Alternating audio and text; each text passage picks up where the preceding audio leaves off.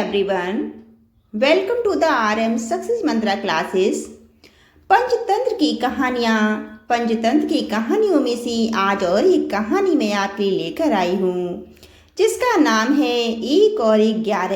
ये एक नैतिक कहानी है। आइए जानते हैं 1 और 11 का क्या मतलब है। एक बार की बात है कि बनगिरी के घने जंगल में एक उन्मत्त हाथी ने भारी उत्पात मचा रखा था। वह अपनी ताकत के नशे में चूर होने के कारण किसी को कुछ नहीं समझता था। बनगिरी में ही एक पेड़ पर एक चिड़िया और चिड़ी का छोटा सा खुशी संसार था। चिड़िया अंडों पर बैठी नन्हे नन्हे प्यारे बच्चों के निकलने की सुनहरे सपने देखती रहती। एक दिन क्रूर हाथी गरजता चिंघाड़ता पेड़ों को तोड़ता मरोड़ता उसी ओर आया। देखते ही देखते उसने चिड़िया के घोंसले वाला पेड़ भी तोड़ डाला। घोंसला नीचे आ गिरा, अंडे टूट गए और ऊपर से हाथी का पैर उस पर पड़ गया। चिड़िया और चिड़ा चीखने चिल्लाने के सिवा और कुछ ना कर सके। हाथी के जाने के बाद चिड़िया छाती पीट पीट कर रोने लगी। तभी वहाँ कठफोड़वी आई। वह चिड़िया की अच्छी मित्र थी। कठफोड़वी ने उनके रोने का कारण पूछा। चिड़िया ने सारी कहानी कह डाली। कठफोड़वी बोली, इस प्रकार गम में डूबे रहने से कुछ नहीं होगा। उस हाथी को सबक सिखाने के लिए हमें कुछ करना होगा। चिड़िया ने निराशा दिखाई। हम छोटे मोटे जीव उस बलशाली हाथी से कैसे टक्कर ले सकते हैं। कठफोड़वी ने समझाया, 1 और 1 मिलकर 11 बनते हैं। हम अपनी शक्तियाँ जोड़ेंगे। कैसे? चिड़िया ने पूछा। मेरा एक मित्र वियांग नाम का एक भौरा है। हमें उससे सलाह लेनी चाहिए।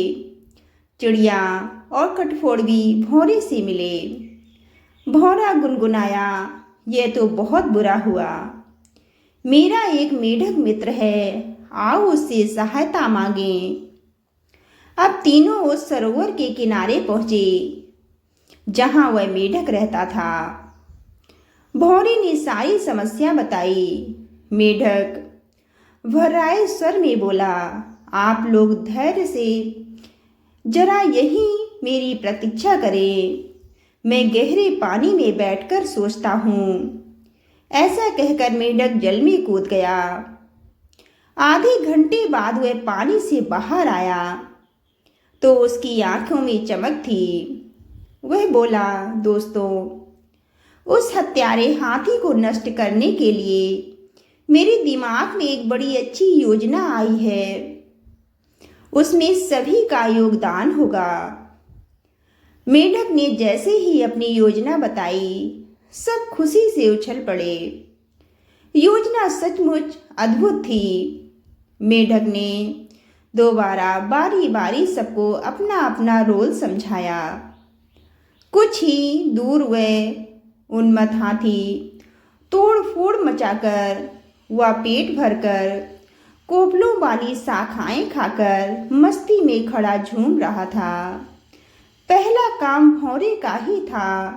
वह हाथी के कानों के पास जाकर मधुर राग गुजारने लगा। राग सुनकर हाथी मस्त होकर आंखें बंद करके झूमने लगा।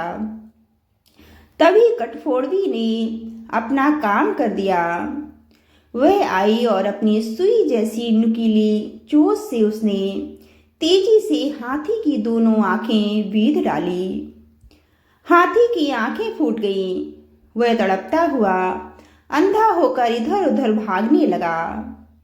जैसे जैसे समय बीता जा रहा था, हाथी का क्रोध बढ़ता जा रहा था। आंखों से नजर ना आने के कारण ठोकरों और टक्करों से शरीर जख्मी होता जा रहा था। जख्म उसे और चिल्लाने पर मजबूर कर रहे थे। चिड़िया कृतज्ञ स्वर में मेढक से बोली, भैया, मैं आजीवन तुम्हारी आभारी रहूंगी।